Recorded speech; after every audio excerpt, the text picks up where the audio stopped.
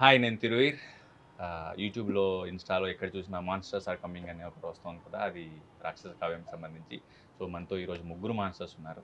So అసలు ఏంది ఆ కథ, ఏంది వీళ్ళేంది ఒకసారి కనుక్కున్నాం. ముగ్గురు డైరెక్టర్లు ఉన్నారు నా ముందు. రీసెంట్గా డైరెక్టర్ అయ్యాడు రామన్నయుత్తో. ఆహా లాంచ్లో కొత్త పోరాటతో సెన్సేషన్ క్రియేట్ చేశాడు. వీళ్ళిద్దరిని పెట్టి నువ్వు డైరెక్ట్ చేశావు.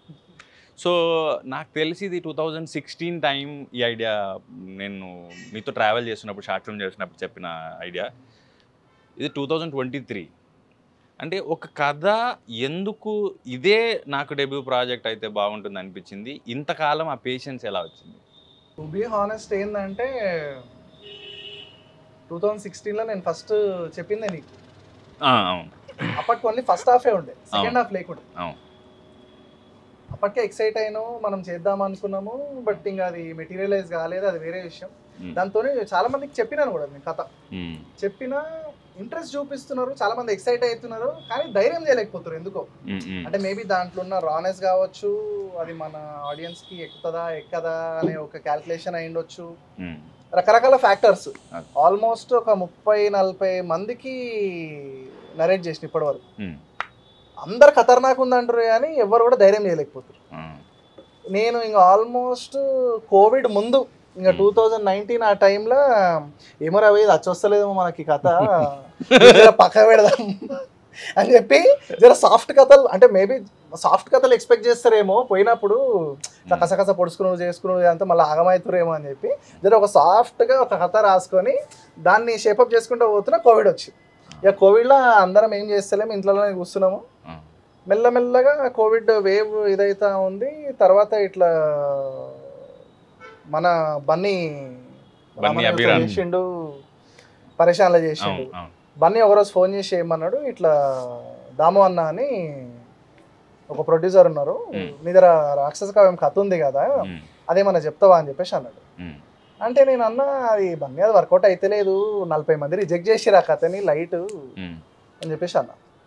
సరే పోయి చెప్దాంలే అని నేను అప్పుడు ప్రెసెంట్గా అయితే రొమాంటిక్ స్టోరీ రాసుకుంటున్నాను, అది చెప్దామని పోయినా. పోయి చూసే వరకు హైలైట్ ఏంటంటే ఆ టైంకి నువ్వు ఆడే ఉన్నావు. ఎగ్జాక్ట్లీ. నేను నా కథ గురించి ఒక రైటర్తో మాట్లాడాను, నేను పోయినా సేమ్ ప్లేస్లో. ఓకే, హాయ్ బాయ్ చెప్పుకున్నాము.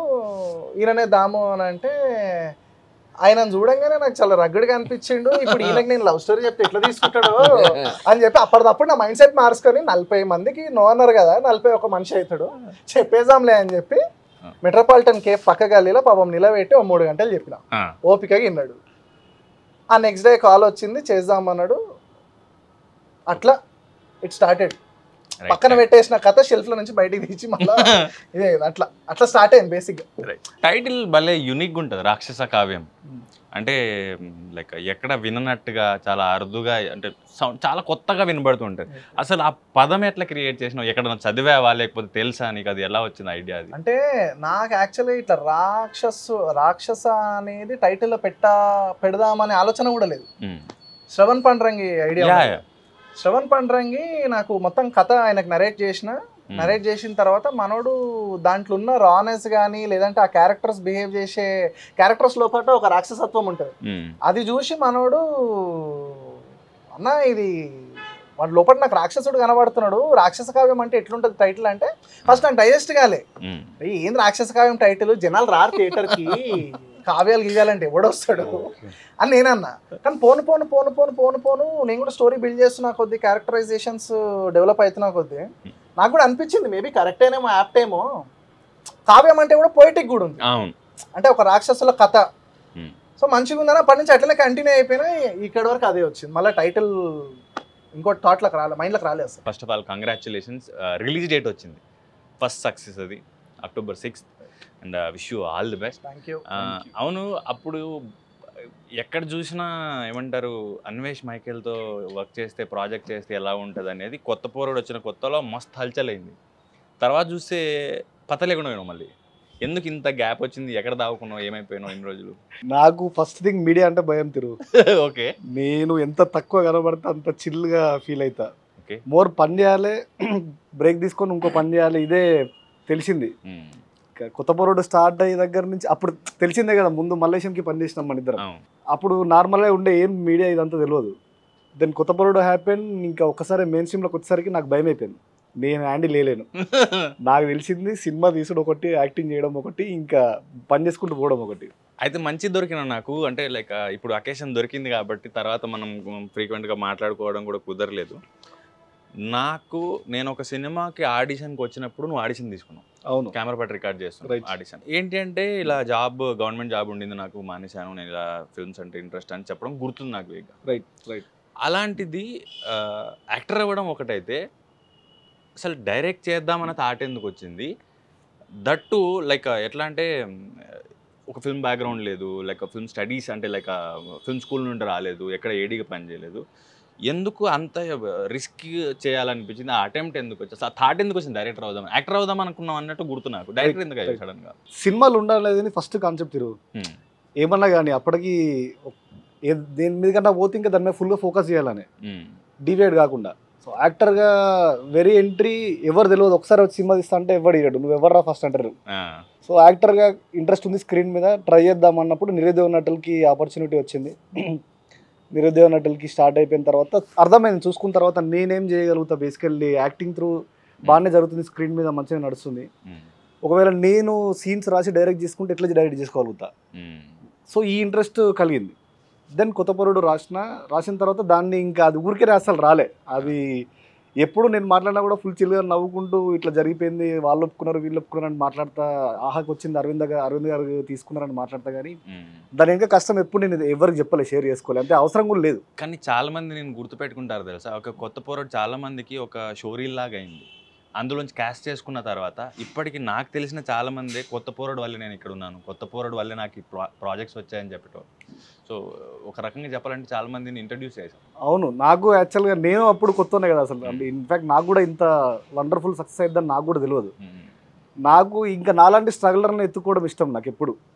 వాడు నా ఫేజులనే ఉన్నాడు, వాడు కూడా ముందుకు వెళ్ళడానికి ఇబ్బంది పడుతుందంటే నేను ఎట్లా కాలంలో కొట్టుకోపోతున్నా కదా, పట్టుకుంటే అయిపోతుంది వాడిని.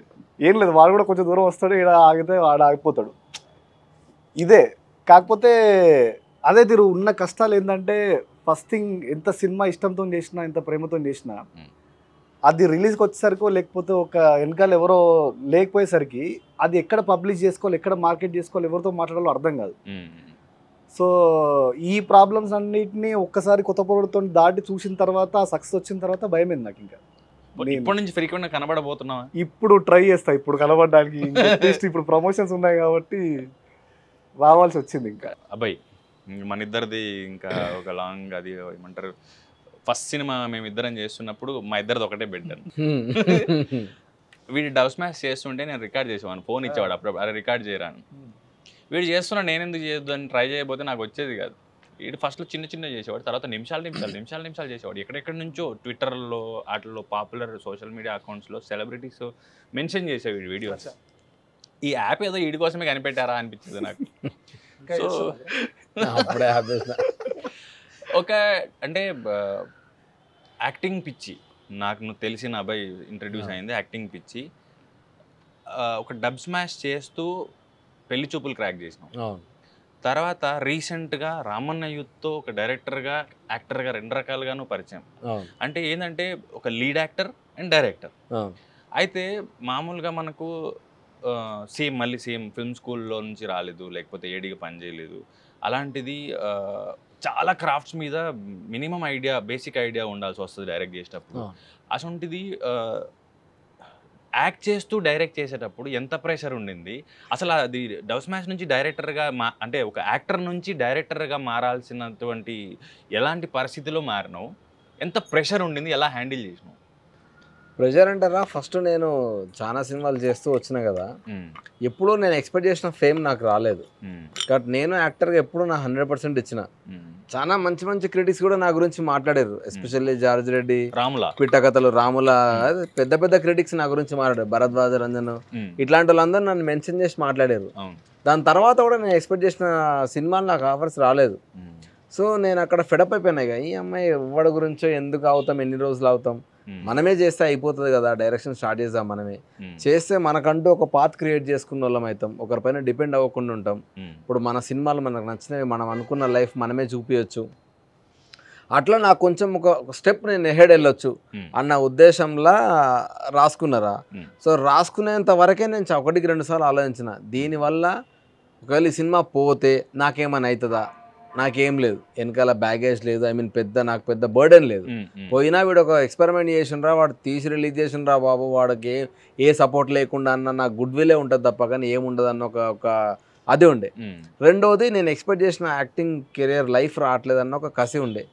ఈ రెండు నా ప్రెషర్ని అంతా కంట్రోల్ చేసుకోవడానికి 2 అస్త్రాల్లాగా అయ్యే పని చేసినాయి.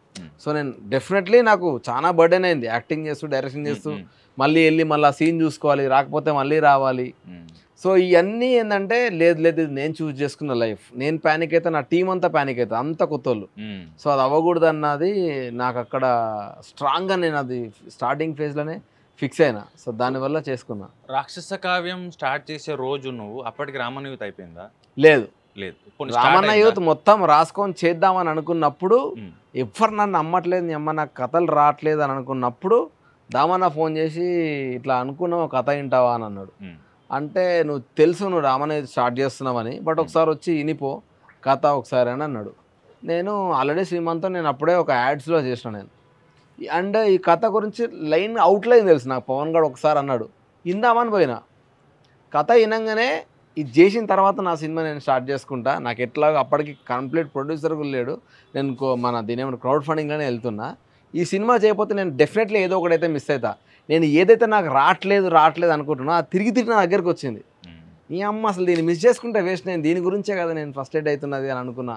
సో ఫిక్స్ అయిపోయి రామన్న రాక్షస కావ్యం ఆల్మోస్ట్ అయిపోయినప్పుడు దీంట్లో చిన్న లుక్ చేంజ్ ఉన్నది, ఆ లుక్ చేంజ్ని రామన్న యూత్కి మ్యాచ్ చేసుకొని అప్పుడు స్టార్ట్ చేసిన షూట్. అది యాక్చువల్లీ ఒక రకంగా చెప్పాలంటే వీళ్ళ లాంటి వాళ్ళు అంటే మాతో పాటు ఎప్పుడైతే రెగ్యులర్గా కలిసేవాళ్ళం చూసేవాళ్ళం, కలిసి ట్రావెల్ చేసాం సినిమాల్లో, ఒక రకమైన ధైర్యం ఇస్తారు. అంటే ఒక పట్టుదల, మొండి ధైర్యం, అంటే చూద్దాంలే ఏదవుతుందో అన్నట్టుగా ఒక హోప్ వస్తుంది. ఎప్పుడైతే కొంచెం డల్ అవుతామో వీళ్ళు ఉన్నారు కదా ఎగ్జాంపుల్స్ మన ముందు అనిపించేలాగా వస్తుంది. దానికి థ్యాంక్ యూ.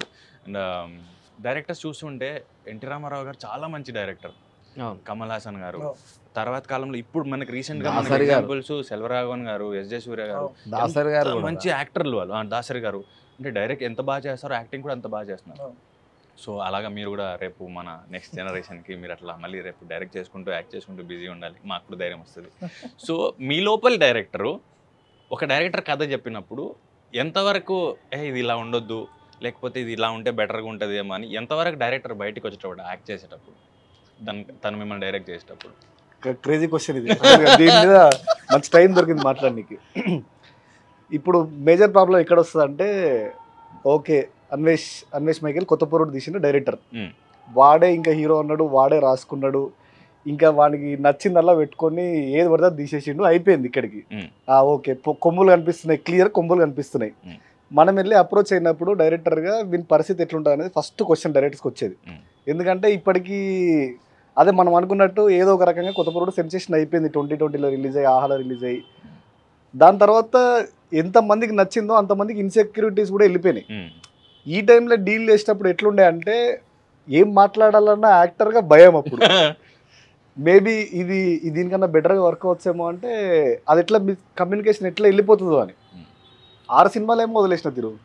6 సినిమాలు వచ్చి 2-3 పూజలు అయ్యి, పూజలు కూడా క్యాన్సిల్ అయిపోయి, అడ్వాన్స్లు ఇచ్చి అడ్వాన్స్లు రిటర్న్ అడిగి నేను ఇచ్చేసి ఇట్లాంటివి కూడా జరిగిన తర్వాత ఇంకా నేను ఏం చేద్దాం డిసైడ్ అయినా 2-3 సినిమాలు వదిలేసినాక. అప్పటికి AM entertainments, Anvesh Michael entertainment start చేసిన నేను ప్రొడక్షన్ హౌస్ షూట్ అవుతుంది, ఫిలిం దుదేక్లా షూట్ అవుతుంది. ఒక షెడ్యూల్కి ఏదో వేసినట్టున్నాం అంతే కదా. ఒక షెడ్యూల్ వేసిన తర్వాత శ్రీమాన్ కాల్ చేసిండు, దామన్న ఫోన్ చేసి ఫస్ట్ చెప్పిండు ఇది పరిస్థితి, శ్రీమాన్ తెలుసు కదా అంటే నాకు తెలుసు. కథ కూడా అప్పటికి నాకు ఐడియా ఉండే, మనం ముగ్గురం యాడ్ చేస్తున్నప్పుడు శ్రీమాన్ చెప్పిండే. సో పోయి కదిన తర్వాత ఇంకా అక్కడ ఫస్ట్ ఒకటే ఎక్స్పెక్ట్ చేసేది ఏంటంటే, కథ ఖతర్నాక్ ఉండదంటే ఏం మాట్లాడకుండా దాన్ని ఎట్లా ఎగ్జిక్యూట్ చేద్దాం అనేది ప్రిపరేషన్, యాక్టర్గా ప్రిపేర్ అయ్యే మైండ్ సెట్ మనది. 2 ఏదైనా నచ్చకపోతే సరే వర సినారియో, మనకు లాంగ్వేజ్ తెలియదు కాబట్టి ఆన్ ఫేస్ చెప్తాం కదా, ఇది కొంచెం బాగాలేదు బ్రో, వాడి మనతో వర్కౌట్ కదా, వాడు కథలో ఏళ్ళు పెట్టి గెలుపుతాడు, ఈ పేరు ఆటోమేటిక్గా వెళ్ళిపోతుంది, ఇంకా అది వరస్ట్గా స్ప్రెడ్ అయిపోతుంది. శ్రీమంత్తో ఏం ప్రాబ్లమ్స్ లేకుండా శ్రీమంత్ చెప్పింది నేనైతే ఎగ్జిక్యూట్ చేయడానికే ముందు నుంచి నేను స్కెచ్లు వేసుకునేది ఇప్పుడు ఇది ఇట్లా ఉంది దీన్ని వేరేలా ఎగ్జిక్యూట్ చేయాలి ఎందుకంటే మనోడు ఎగ్జైట్ అయిపోతున్నాడు. ఇది ఖతర్నాక్ క్వశ్చన్ ఎందుకంటే ఇప్పుడు మేజర్గా డైరెక్టర్స్గా ఫేస్ చేస్తున్న ప్రాబ్లం ఏంటంటే వెరీ బ్యాడ్ నేమ్ ఉన్నది. వాళ్ళ దగ్గరికి వెళ్తే వాళ్ళు కథ స్క్రీన్ ప్లేలు డైలాగులు అన్నీ కూర్చొని పెట్టి గెలికి రాసేసి ఏదో చేస్తారు అని. నేనైతే ఏం చేయలేదు, డైరెక్టర్ చెప్తారు యాక్చువల్గా పని చేసిన డైరెక్టర్. నాదిరా నేను మోర్ దాన్ డైరెక్టరు ఈవెన్ నా సినిమా డైరెక్షన్ చేసినప్పుడు కూడా ఒక యాక్టర్గానే నా పాయింట్స్ ఎక్కువ నేను చెప్పే ప్రయత్నం చేస్తాను. ఐ మీన్ డైరెక్టర్ అయినామన్నది కాదు, నేను యాక్టర్గా పెళ్లి చూపులు చేస్తున్నప్పటి నుంచి కూడా నేను ఆ ఫ్రీడమ్ ఖచ్చితంగా నేను తీసుకుంటే ఆ ర్యాపో పెంచుకొని ఐ మీన్ నాకు అదే ఇష్టం. అంటే యాజ్ అన్ యాక్టర్గా ఈ సీన్ ఇట్లుందనుకో నేను ఇట్లా అనుకుంటున్నా ఎంతవరకు వేస్తే మంచుకుంటానని డైరెక్టర్తో నేను మాట్లాడతా. నేను డైరెక్టర్ అయినా కదా అని చెప్పేసి వేరే వాళ్ళ కథలో ఏలు పెట్టడం అయితే అసలు నా స్క్రిప్ట్లోనే నేను చాలాసార్లు యాక్టర్ ఎంతవరకు చేస్తే బాగుంటుంది అనేది ఉంటుంది. సో అది చాలామంది అడిగిరు నన్ను, ఇప్పుడు డైరెక్టర్ అయిపోయినావు కదా ఏంది వాడు యాక్టింగ్ చేస్తలేడేమో. ఏముండదు యాక్టర్ ఫస్ట్ ఏ డైరెక్టర్ ఒప్పుకుంటాడు ఒకవేళ వేరే యాక్టర్ వచ్చి నాకు ఇది మార్చలేదు మార్చంటే అంటే యాజ్ అ యాక్టర్గా నేను ఎనీ సినిమా ఈవెన్ నా సినిమా అయినా ఎవరి సినిమా అయినా యాక్టర్గానే నేను క్వశ్చన్స్ అడుగుతా డైరెక్టర్తో, ఏ డైరెక్టర్తో వర్క్ చేసినా. ఎందుకంటే డైరెక్టర్కి ఒక విజన్ ఉంటుందిరా, యాక్టర్ దాంట్లో ఒక 50% మ్యాచ్ చేసినా సినిమా వర్కౌట్ అవుతుంది. యాక్టర్ గాడు వీని ప్రపంచాన్ని డైరెక్టర్కి ఇరికిచ్చే ప్రయత్నం చేసిన అనుకో మొత్తం మొదటిగా మోసం వస్తుంది. సో అదైతే నేను ఫస్ట్ నుంచి వెరీ కాన్షియస్ ఉన్నా. చాలా సినిమాలు కూడా అట్లా వచ్చి పక్కనే ఉన్నాయి కదా. ఇప్పుడు ఫిల్మ్ ఇండస్ట్రీ ఎవరైతే ఇప్పుడు ఇంటర్వ్యూ చూస్తున్నామంటే మీరు వాళ్ళు డైరెక్టర్లు అయిపోయారు యాక్ట్ చేస్తారా అనే డౌట్స్ కూడా వస్తాయేమో. సో అలాంటి మీకు ఆన్సర్ ఏంటి? అంటే అక్టోబర్ 6 మేము డైరెక్టర్లుగా ఉంటామంటారా, యాక్టింగ్ కూడా చేస్తామంటారా, రెండు చేస్తామంటారా? బరాబర్ రెండు చేస్తాం. అదే మనం సినిమాలు ఉండనీకి వచ్చినాంరా. ఓకే, బరాబర్ యాక్టింగ్ డైరెక్షన్ రెండు చేస్తాం. సో నువ్వు ఇప్పుడు దాకా చెప్పినట్టు ఒక 40 మందికి అట్లా కథ చెప్పినావు. 2016 నుంచి ఇది maybe last year shoot start చేసి ఉంటారు. టోటల్ 2021 షూట్ స్టార్ట్ చేసింది 2021 మార్చ్లో స్టార్ట్ చేసినాం. ఓకే, రాక్షస్ కావ్య. ఓకే, సో ఇప్పుడు రిలీజ్ ఇప్పుడు అవుతుంది. సో ఈ స్పాన్లో ఇంట్లో ఎట్లాంటి ప్రెషర్ ఉండే? అంటే సర్వైవల్కి సంబంధించి కావచ్చు, సినిమాకి సంబంధించి కావచ్చు, నీ మీద ఎట్లాంటి ప్రెషర్ ఉండే అమ్మ నాన్న నుండి? బేసిక్ లెవెల్ ప్రెషర్ అయితే అందరి మీద ఉంటుంది తిరుపతి. అంటే ఫస్ట్ థింగ్ ఫైనాన్షియల్ ప్రెషర్. ఎవరికైనా సరే వాడు ఏ ఫీల్డ్ అయినా సరే ఫస్ట్ అనుకుంటే ఏంటంటే ఫైనాన్షియల్ కన్స్ట్రైంట్స్ ఉంటాయి. నెక్స్ట్ పెళ్లి, ఈఎంఐలు కడుతున్నామా, చేస్తున్నామా, టైంకి మన అప్పులు తీరిపోతున్నాయా, రోజులు వెళ్ళిపోతున్నాయా, పెట్రోల్కి అవుతున్నాయా. మమ్మీ డాడీ ఇద్దరు కూడా మేము చాలా స్ట్రాంగ్ బిలీవ్ చేసారు. అంటే వాళ్ళ భయాలు వాళ్ళకు ఉన్నాయి లోపట, కానీ నా వరకు తీసుకురారు ఎప్పుడు కూడా. ఉంటుంది ఎందుకు ఉండదు చెప్పి. ఇప్పుడు పక్కనోడు అడుగుతాడు ఏం పోయి దావత్ పోతారు, ఏం మీ పిల్లగాడు ఏం చేస్తున్నాడు, ఇంకెన్ని రోజులని తిరుగుతాడు చేస్తాడు, ఏ పెళ్లి చేయరు. ఫస్ట్ పాయింట్ ఏంటంటే పెళ్లి. ఓ మనిషి 30 దగ్గరకు వస్తుందంటే కథ మనకి బ్యాండ్ స్టార్ట్ అయిపోతుంది. పెళ్లి పెళ్లి పెళ్లి అని ఆడు పైసలు సంపాదిస్తుండా లేదా అని తర్వాత ముచ్చండి. ఇదే మెయిన్ ఉంటుంది వాళ్ళకి. కానీ వాళ్ళు చెప్పాలంటే నేను ఇంట్లో ఎక్కువ ఉండేటోని కాదు. అసలు ఏమవుతుంది ఫ్యామిలీలో, మన అప్పులేంది, పంచాయతీలేంది, మరి నేను ఎంత సంపాదిస్తే అప్పులు తీరుతాయి, ఇంత జల్దీ మనం సెటిల్ అయ్యి, ఇవి ఏం నాకు ఉంటాయి లోపల. కానీ సినిమా కొడితే ఇవన్నీ ఒక్క రోజులో వెళ్ళిపోతాయి కదా అనేది నా పాయింట్. ఎగ్జాక్ట్లీ. సినిమాలో మనకి ఎట్లా ఒక సక్సెస్ వచ్చిందంటే నువ్వు వెనకాల తిరిగి చూసుకోవాల్సిన అవసరం ఉండదు ఇక. సో అంటే నేను ఇప్పుడు నేను నాటకం, షార్ట్ ఫిల్మ్, సినిమా 3 మీడియంస్ చేసిన. నువ్వు షార్ట్ ఫిల్మ్ నుంచి సినిమా.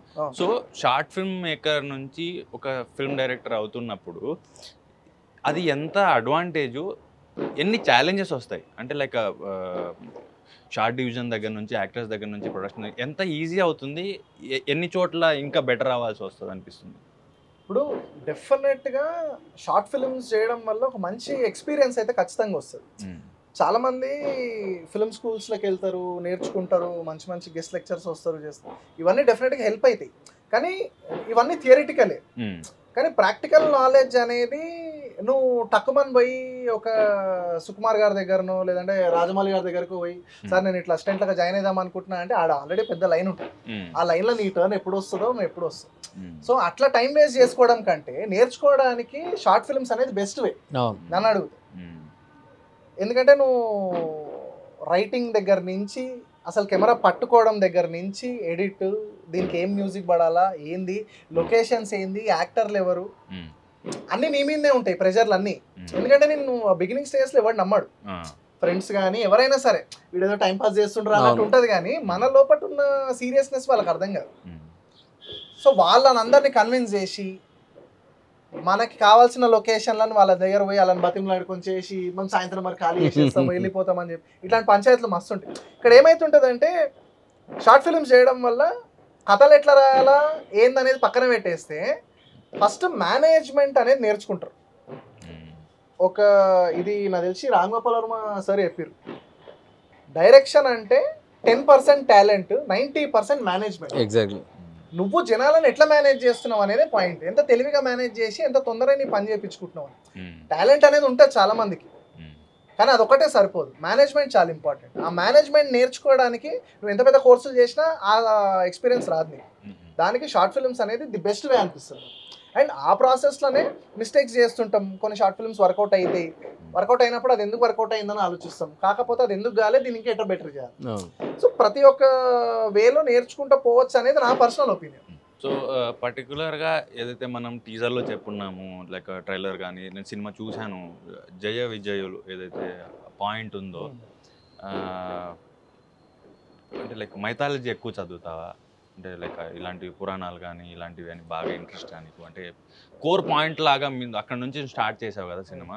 సో ఆ థాట్ ఎలా వచ్చింది అసలు దీన్ని బేస్ చేసుకొని ఒక సినిమాగా తీయొచ్చు అని? నేను చదవా, నాకు చిన్నప్పటి నుంచి పుస్తకం పట్టుకుంటే నిద్ర వస్తుంది. అంటే ఏ లెవెల్లో అంటే మా నిద్ర రాకపోతే నాకు చదువు, నాకు ఏదో యావరేజ్ స్టూడెంట్ కానీ ఉంటుండే. మా డాడీ నేను జల్దీ నిద్ర అవ్వాలని చెప్పి నాకు ఏం చెప్పిండు అంటే, ఒకసారి చిన్నప్పుడు ఒక టిప్ ఇచ్చిండు 7th క్లాస్లో 8th క్లాస్లో, నువ్వు పుస్తకం పట్టుకుంటే నిద్ర వస్తుంది కదా బేట, నిద్ర రాకపోతే మన చదువు ఒక 2-3 లైన్లు ఆటోమేటిక్గా నిద్ర వస్తుంది. అంటే ఆ లెవెల్ కాన్ఫిడెన్స్ ఇప్పుడు పుస్తకం పట్టుకుంటే టైం నిద్ర అవుతుంది అట్లా ఉంటుండే. నాకు చదవడం అంటే అసలు కష్టం, నాతో వింటా, ఎవరైనా చెప్తున్నప్పుడు వింటా, ఏదైనా సినిమా పరంగానో ఒక ఏదైనా ప్రవచనాలు మా అమ్మ పెట్టుకొని ఇంట్లో ఇంటుంటే ఓ చవ్వు అటు పడేస్తా, అది చెవులకు పోతూ ఉంటుంది. నాకు ఎక్కడి నుంచి ఇంట్రెస్ట్ అంటే మా అమ్మ చిన్నప్పటి నుంచి ఆమెకి పిచ్చి దేవుళ్ళు కానీ మైథాలజీ కానీ ఇది కానీ. చెప్పాలంటే నేను ఎక్కడ ఎవరి దగ్గర అసిస్టెంట్ లాగా చేయలే, నేను మా అమ్మ కింద అసిస్టెంట్ లాగా పనిచేసిన అనుకుంటే ఎప్పుడు. ఎందుకంటే ఆమె స్టోరీ ఎంత బాగా చెప్తుందంటే, అంటే నీకు ఒక ఇంట్రెస్ట్ క్రియేట్ చేస్తుంది ఆమె. ఆమె లోపల స్కిల్ ఉంది, షార్ట్ స్పాన్ ఆఫ్ టైంలో ఇంట్రెస్టింగ్ ఎట్లా చెప్పాలా అనేది నేను మా మదర్ దగ్గర నుంచి నేర్చుకున్నాను అనమాట. ఆ దేవునికి సంబంధించిన కథలు కానీ పౌరాణికాలు ఇవన్నీ. సో అట్లా నాకు చిన్నప్పటి నుంచి మా అమ్మ సినిమాలు చూస్తుంటే, మా అమ్మ పక్క పండి చూస్తుంటే నేను కూడా సినిమాలు చూస్తాను. సో అట్లా నాకు మైథాలజీ మీద కొంచెం నాలెడ్జ్ ఉంది. అండ్ ముగ్గురికి, అంటే నువ్వు డెబ్యూటెంట్ ఈ సినిమాతో కాబట్టి నీకు ఈ క్వశ్చన్ అడగను, మీ ఇద్దరికి ఏంటంటే ఒక 10 ఏళ్ళు అయినాక, లేకపోతే మనం ఏమంటారు ఆలోచిస్తున్నప్పుడు కెరీర్లో లైక్ వికీపీడియాలో ఉండే ఫిల్మోగ్రఫీలు ఏవైతే ఉంటాయో, అట్లా రాక్షస కావ్యం గుర్తొస్తే మీకు వచ్చే మెమరీస్ ఏముంటాయి, దీని మీద ఒపీనియన్ ఏముంటుంది 10-15 ఏళ్ళ తర్వాత? ఇర్రెస్పెక్టివ్ ఆఫ్ ద రిజల్ట్ ఒకటి చెప్తారా, నేను ఇప్పటివరకు చేసిన దాంట్లో నేను చేసిన బెస్ట్ క్యారెక్టర్ రాక్షస కావ్యం, దాంతోపాటు దాని తర్వాత రాముల. ఈ రెండు నాకు లైఫ్ టైం ఇవి టాప్ 2 ప్లేసెస్లోనే ఉంటాయి 100%. సూపర్. ఎందుకంటే రేపు పొద్దున యాజ్ అన్ యాక్టర్గా నా టర్న్ మారినా ఈ సినిమా తర్వాతే, అరే నీ అమ్మాయిడు ఇన్ని కొత్త క్యారెక్టర్స్ కూడా తీసుకోవచ్చు అని అనుకున్నా ఇదే. సో అన్నిటికీ ఈ సినిమానే బేసిక్గా. సో అందుకని ఇది ఫస్ట్ పొజిషన్లో ఉంటుంది 100% చెప్తాను. నేను చాలా ఎగ్జైటెడ్ అయిన క్యారెక్టర్ ఇది. అదే చెప్తున్నా కదా, ఇది రాముల 1-2 ప్లేసెస్లో 100% ఉంటాయి. రేపు పొద్దున ఎన్ని క్యారెక్టర్లనే చేయను నేను, ఎందుకంటే ఒకవేళ నేను ఇంతకంటే బెటర్ క్యారెక్టర్ చేసిన ఇదే దానికి బీజం కాబట్టి ఇదే ఉండిపోతుంది ఇట్లా నా మనసులో. అండ్ నేను ఎంత ఎంజాయ్ చేసినాను క్యారెక్టర్ చేస్తున్నప్పుడు. ఇట్లా ఫస్ట్ టైం నాకు యాక్చువల్గా సినిమాకి రిహార్సల్స్ ఆడిషన్ చేయబుద్ది కాదు. ఎందుకనంటే యాక్టర్ అంటే ఇన్స్టింక్ట్గా చేస్తేనే అది న్యాచురల్గా వస్తుంది అన్నది నా పర్సనల్ ఫీలింగ్. కానీ ఇట్లాంటి క్యారెక్టర్లకు చేస్తేనే బాగుంటుందని రియలైజ్ అయ్యాను నేను. శ్రీమాన్ మనోడు ఒకసారి చేద్దామంటే వద్దు బ్రో అంటే ఒక్కసారి ట్రై చేద్దాం బ్రో అని పోయినాక నేను ఒక రకంగా ఉన్నా, నేను ఇటున్నా ఆయన ఇటున్నాడు. అప్పుడు నాకు అర్థమైంది క్యారెక్టర్, నీ అమ్మ ఇది ఇట్లా కాదురా ఏటో పోతుంది అని. అట్లా 2-3 సార్లు చేసినాక థర్డ్ టైంకి ఇది మంచిగా ఉంది బ్రో అన్నాడు. ఇక అది ఫిక్స్ అయిపోయినామంటే ఎవ్రీడే మనోడు అన్వేష్ చెప్పినట్టు నేను అసలు ఇట్లా షూట్కి వస్తున్నా అంటే ఎంజాయ్ చేస్తున్నారా ఇట్లా నేను, నీ అమ్మ నెక్స్ట్ ఏం సీన్ ఉంటుంది, నేను ఏం చేయాలి, జనాలు ఇట్లా నేనే ఎగ్జైట్ అవుతుండే డైలీ.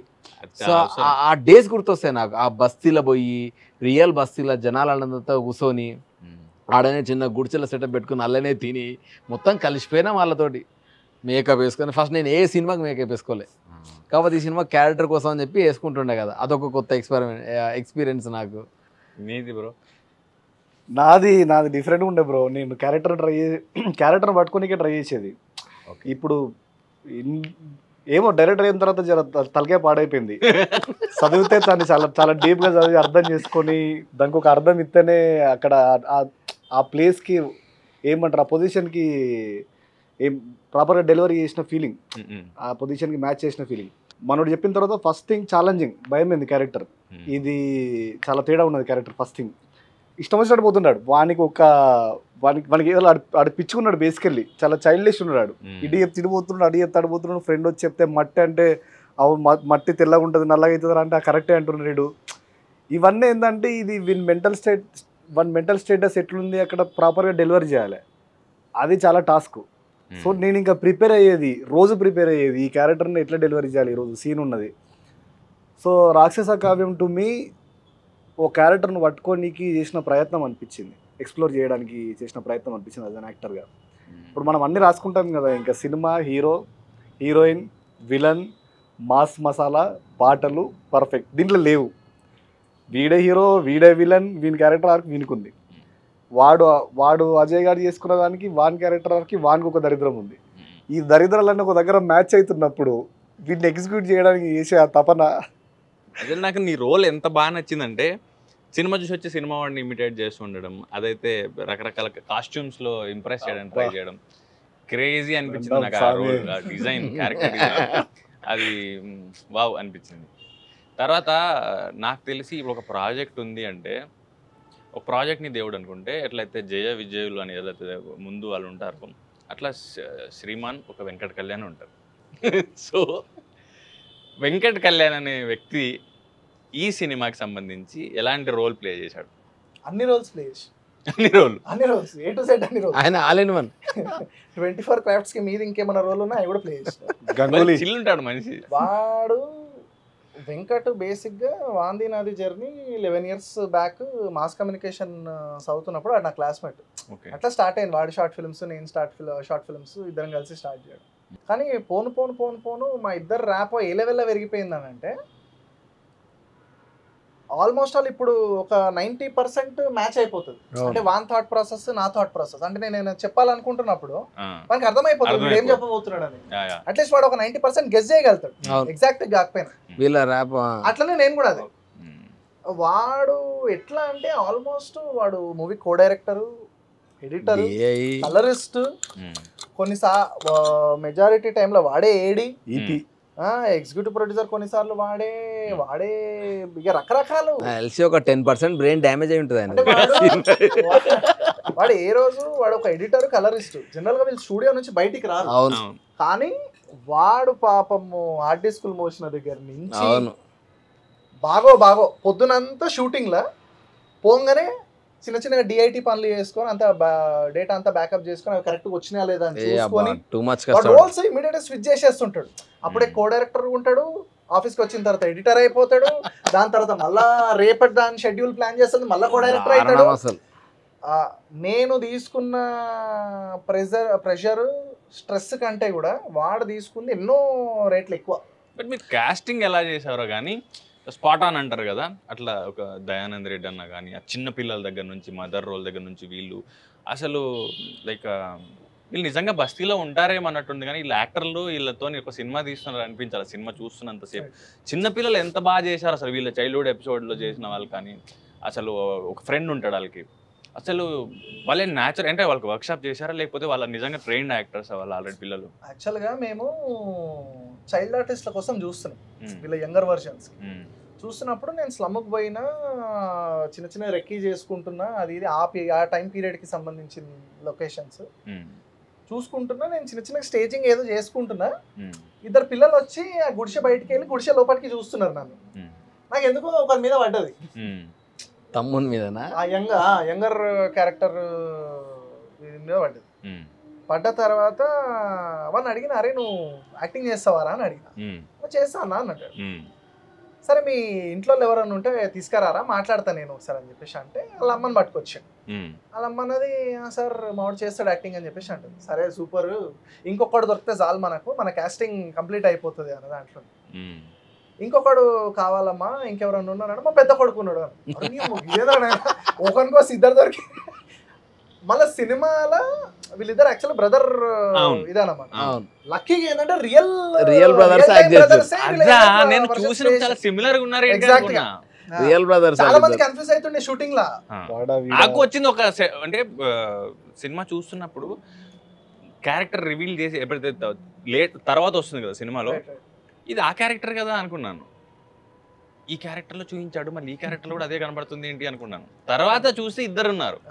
ఇంత అక్యురేట్ గా ఎలా పడ్డారబ్బా అనుకున్నాను నేను. అది కోఇన్సిడెన్స్, ప్యూర్ కోఇన్సిడెన్స్. అది మేము ఎత్తుకడము, మేము ఆల్మోస్ట్ ఇంకా గివ్ అప్ ఇచ్చేద్దాంలే, ఎవరో కొన్ని పెట్టేసుకుందాము అని దాంట్లో ఎత్తుకుంటే వాళ్ళే వచ్చారు రోల్ ని.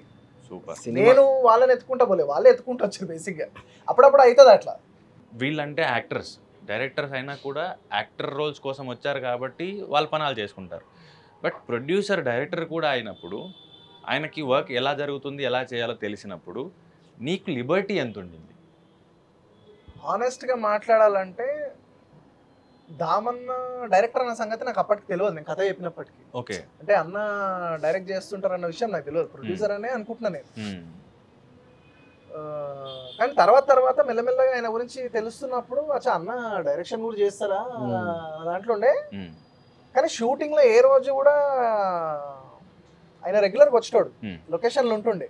కానీ ఎప్పుడు కూడా వచ్చి ఇదెందుకు ఇట్లుంది, ఇదెందుకు అట్లుంది, దీన్ని ఇట్లది, దీన్ని అట్లది అంటే ఆయన ఒక డైరెక్టర్ ని ఇంట్లోనే మర్చిపోయి ఒక ప్రొడ్యూసర్ లాగానే లొకేషన్కి వచ్చేటోడు. నన్ను 100% బిలీవ్ చేశాడు.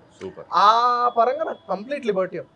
మేజర్గా అంటే ఫస్ట్ టైం తీసేటప్పుడు చాలా వరకు చూస్తూ ఉంటాం కదా, అంటే చాలా రకాల రెస్ట్రిక్షన్స్ వస్తూ ఉంటాయి. బడ్జెట్ వైజ్ కావచ్చు, లొకేషన్స్ వైజ్ కావచ్చు, యాక్టర్స్ వైజ్ కావచ్చు. సో దాన్ని తప్పట్లేం, ప్రొడ్యూసర్ ఉంటేనే సినిమా ఉంటుంది, మనం ఉంటుంది.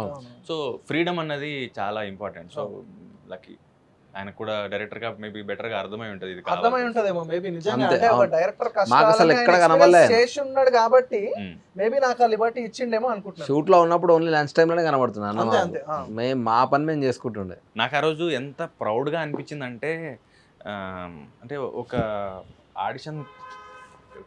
ఆడిషన్ తీసుకుంటాడు అని, నాకు ఆడిషన్ తీసుకున్న వ్యక్తి ఈ మధ్య చాలా ఎక్కువగా మాట్లాడుకున్న సినిమా బలగం. వేణు టీజర్ లాంచ్ రోజు ఎంత పొగిడాడంటే, చాలా సీన్స్ నాకు అందులోంచి నేను ఇన్స్పైర్ అయ్యాను. ఎలా పిక్చరైజ్ చేయాలి, ఎలా రాబట్టుకోవాలి, యాక్టర్స్ నుంచి న్యాచురల్గా తీసుకోవాలన్న దానికి నాకు ఒక ఎగ్జాంపుల్లా సెట్ చేశాడు అన్నది. అసలు చాలా చోట్ల కూడా వింటూ ఉండేవాను కదా నేను.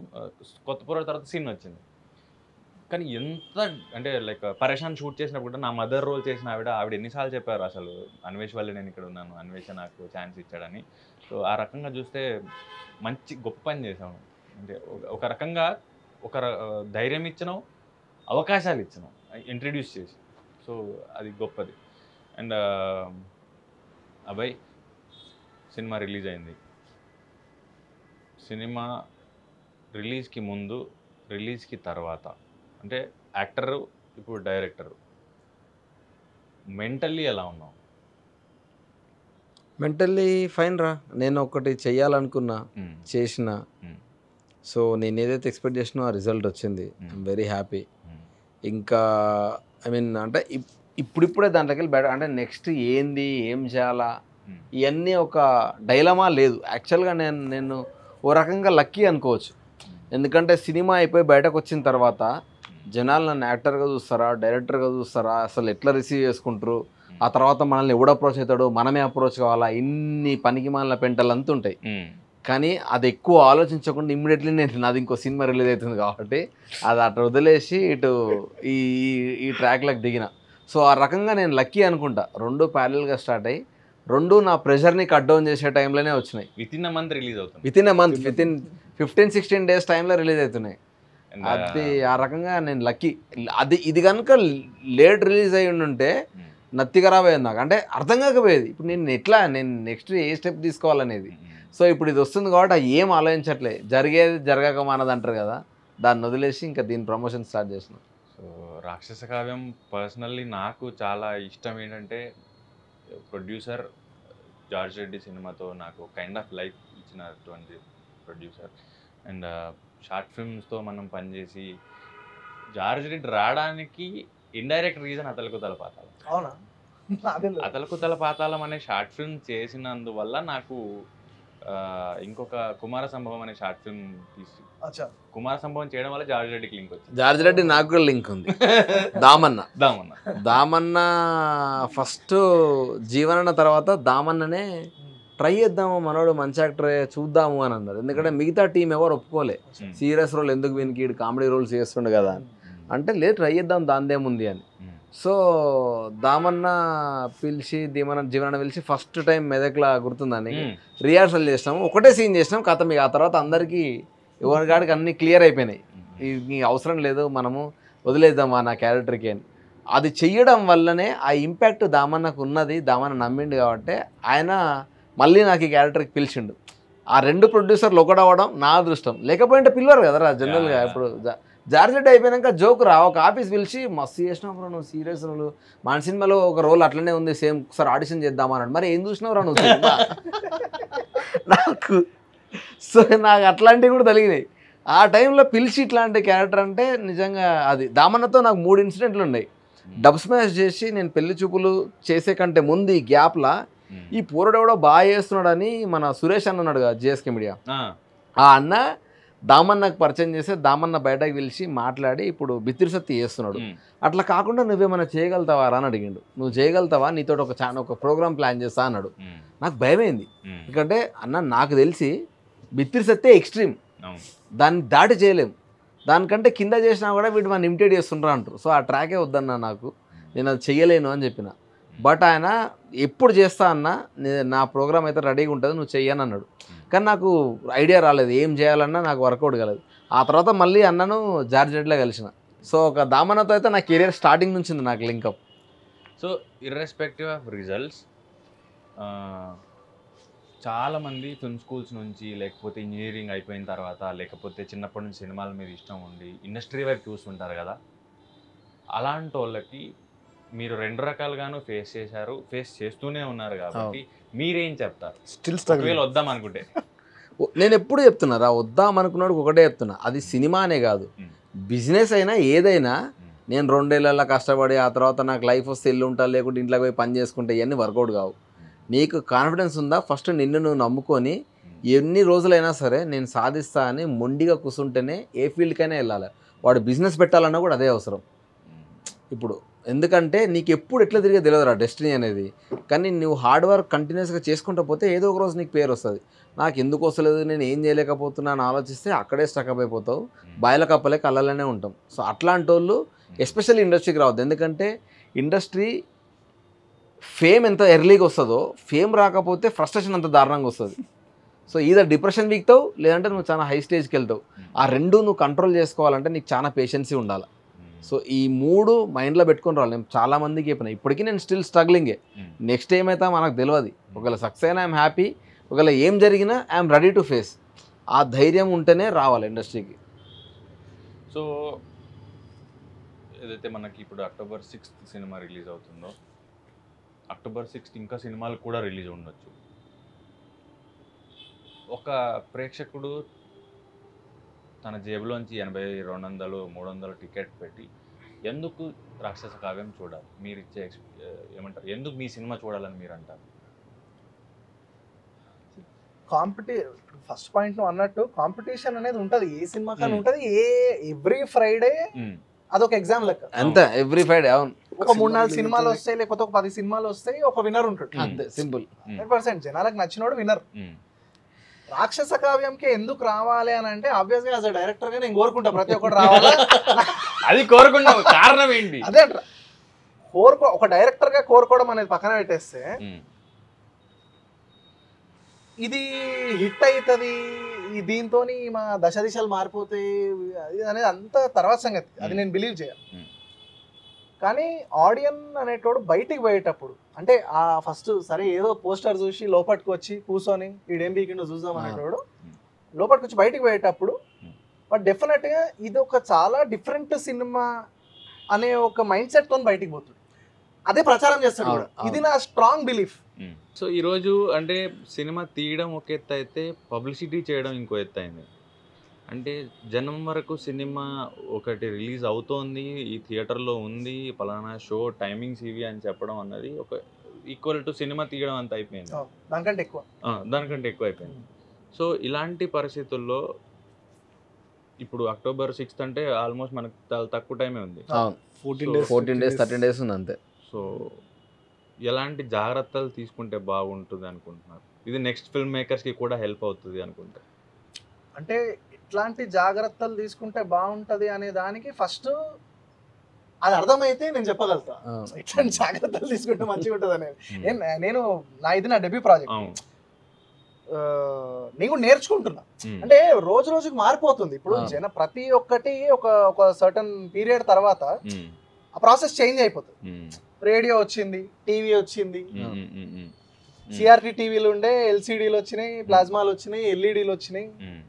సో ఈ రకంగా ఒక ఫార్మాట్ చేంజ్ అయిపోతూ ఉంటుంది మనకి. అట్లనే ప్రమోషన్స్కి కూడా ఒకప్పుడు ఏంటంటే జస్ట్ పోస్టర్స్, వాల్ పోస్టర్స్ వేస్తుండే, వాల్ పోస్టర్ మీద తారాగణం, దర్శకుడు, నిర్మాత అని చెప్పి పలానా థియేటరు పలానా రోజు రిలీజ్ అని చెప్పి వేసేటోళ్ళు. రాను రాను రాను రాను రాను రాను రాను మారుకుంటూ వచ్చింది. ఏమైందంటే మీడియం ఎక్కువైపోయిందిరా. అప్పుడు మీడియం చాలా తక్కువ. నువ్వు అప్పుడు యాడ్లే మనం చిన్న ఉన్నప్పుడు ఏం చూస్తాం రా, బయోస్కోప్ పెడితే నీ అమ్మ ఏం సినిమా లేదైతే మొత్తం వరుసగా ట్రైలర్లు వచ్చేది జర్నీలో. అండ్ ఇంకోటి వాల్ పోస్టర్లే. ఇప్పుడు అడ్డగోలు అయిపోయింది ఎంటర్టైన్మెంట్. యూట్యూబ్ ఒకటి అయిపోయింది, ఇన్స్టాగ్రామ్, ఫేస్బుక్, ఇన్నిట్లల్లో మన సినిమా కనబడాలంటే మనం ఇంకెంత చేయాలి. ఇప్పుడు ఎట్లా అయిపోయిందంటే వాల్ పోస్టర్స్ నుంచే స్టార్ట్ అయింది ప్రమోషన్. అట్లాంటిది ఇప్పుడు నువ్వు పోస్టర్ అతకబెట్టినా కూడా వాడు ఆ పోస్టర్ పక్కన నుంచి జనాలు నడుచుకుంటా పోతుంటారు, కానీ మన ముఖం ఫోన్లో ఉంటుంది. అంటే వాడిని తలకాయ ఫోన్ల నుంచి ఇట్లా లేపి ఇట్లా ప్యాన్ చేసి ఇట్లా గోడ మీదకి తీసుకుపోవాలంటే అది చాలా పెద్ద టాస్క్. సో ఐదర్ గోడ మీద, అందుకే ఆ గోడ మీద నుంచి ఆ ఫోన్లోకి రావాలి. సో మీమ్ పేజ్కి వెళ్ళాలి, వాని ఫేస్ ని నువ్వు టర్న్ చేయలేవు. మనమే వాళ్ళ దగ్గరికి వెళ్ళగలుగుతాం కదా. వాళ్ళ కాన్సన్ట్రేషన్ ఎక్కడ ఉందో మనం అక్కడ పోవాలి. ఇదే ఈ పాయింట్ నేను అప్పటి నుంచి చూస్తుంది ఏంటంటే వాళ్ళు ఎక్కడున్నారో మనం అక్కడికి వెళ్ళాలి. అంతే. ఎవడో శ్రీమాన్ గాడు వీడు సినిమా తీసిండు, ఈ సినిమా నేను చూడాలా, వాళ్ళకి అవసరం లేదు. అంటే పోయి నా గురించి సెర్చ్ చేసి వీడెవడో రాక్షస్ కామ్ సినిమా తీసిండు నేను సినిమా చూస్తా అనే క్యూరియాసిటీ మనకి రాదు. నేను ఎవడో కూడా తెలియదు వాళ్ళకి. నేను పోయి చెప్పాలంటే ఇప్పుడు మన కెమెరా మన బ్రదర్స్కే తెలియదు. నేను పోయి చెప్పుకుంటే తప్ప నేను పలానా దర్శకుడిని, నేను సినిమా తీసిన, ఇగో నా ట్రైలర్ చూడండి అని చెప్పి చూపిస్తే వాళ్ళకి నచ్చితే వాళ్ళు వెళ్తారు. అంతేగాని నేను ఒక డైరెక్టర్ అనో లేదంటే నేను ప్రమోషన్స్ బాగా చేస్తున్నాను ఇది కాదు. ఎండ్ ఆఫ్ ద డే మనం ఏ మీడియంలో ప్రమోట్ చేసినా, ఏ రకంగా ప్రమోట్ చేసినా నీ కంటెంట్ జనాలకి నచ్చితేనే థియేటర్కి వస్తాడు. థియేటర్కి వచ్చి కూర్చున్న తర్వాత నిన్ను బిలీవ్ చేసి వస్తాడు. ట్రైలర్ చూస్తాడు, ఫస్ట్ పాటలు వింటాడు, ఒక నమ్మకం ఏర్పడుతుంది నీ మీద. వీడేదో చూపిస్తుండ్రా డిఫరెంట్గా, ఓ 2 గంటలు వీనికి నేను కేటాయిస్తా అని చెప్పి వాడు థియేటర్కి వస్తాడు. థియేటర్కి వచ్చిన తర్వాత వాడి నమ్మకాన్ని నువ్వు నిలబెట్టినావు అనుకో, సినిమా నువ్వు ఇంకేం చేయాల్సిన అవసరం లేదు, వెళ్ళిపోతారు. ఫ్రైడే రోజు ఆడికి నచ్చిందంటే మిగతాదంతా దానికి సెలబ్రిటీస్ అయిపోతాం. పెళ్లి చూపులు, బలగాము, నీ మసూదా నాకు ఇంకా గుర్తుంది. శాంతి థియేటర్ నారాయణగూడలో నేను వెంకట్ గాడు మార్నింగ్ షో పోయినాం. బాల్కనీలో ఒక 15 మంది ఉన్నాము, కింద డ్రెస్ సర్కిల్లో ఇంకా మిగతా సెక్షన్స్లో ఓ 30-40 మంది ఉండే, మొత్తం కలిపి ఒక 60 మంది ఉండొచ్చు థియేటర్లో. సినిమా స్టార్ట్ అయింది. నేను కూడా వచ్చింది ఏంది, మసూదా ఏదో చిన్న సినిమా నేను ఎంకరేజ్ చేయాలనే మైండ్ సెట్ కాదు. వెంకట గారికి దయాల సినిమాలు అంటే ఇష్టం, పోదామరా అన్నాడు. సరే అన్న. ఇంకో రీజన్ ఏంది, తీరుపోయి ఉన్నాడు, చలో పోదాం అన్నాడు. నిజంగా నా మోటివ్ ఇదే. అంటే నేను డైరెక్టర్నే అయినా కూడా నేను ఆ మైండ్ సెట్ లో లేను. నేను ప్రతి సినిమా చూడాలి అన్న దాంట్లో. నేను ట్రైలర్ చూసినా నాకు మంచిగా అనిపించింది, వచ్చిన తర్వాత నాకు నచ్చింది సినిమా. మేము 60 మంది మేము విజిల్ కొడుతున్నాము, క్లాప్స్ కొడుతున్నాము, లొల్లి చేస్తున్నాము, వస్తుంది కదా సినిమా అనుకోని బయటికి పోయి ఫస్ట్ నీకు ఫోన్ చేసిన, క్రాంతి అన్నకు ఫోన్ చేసిన, ఆర్ట్ డైరెక్టర్కి. తర్వాత నేను కనబడ్డ ప్రతి ఒక్కరిని చెప్పిన ఫ్రెండ్ సర్కిల్లో కానీ, అరే ఈ పలానా సినిమా బాగుంది చూడు. ఆ శాంతి థియేటర్లో ఉన్న 60 మంది స్ప్రెడ్ చేయడం వల్లనే మస్తు పెట్టారు.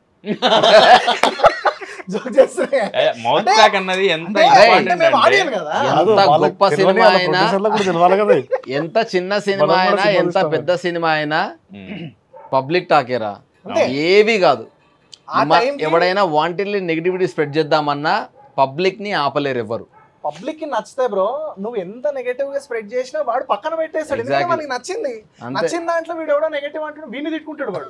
అవును, సినిమా ఏమన్నాడు. సో అంత స్ట్రాంగ్ ఉంటది పబ్లిక్ ఒపీనియన్ అనేది. పబ్లిక్ కి నచ్చితే అతడు డైలాగ్ ఉంటది కదా, వీడు అవునన్నాడు మంత్రి కాదన్నాడు కంత్రి అన్నట్టు. పబ్లిక్ కి నచ్చినోడు విన్నర్ ఆ ఫ్రైడే విన్నర్ అంతే.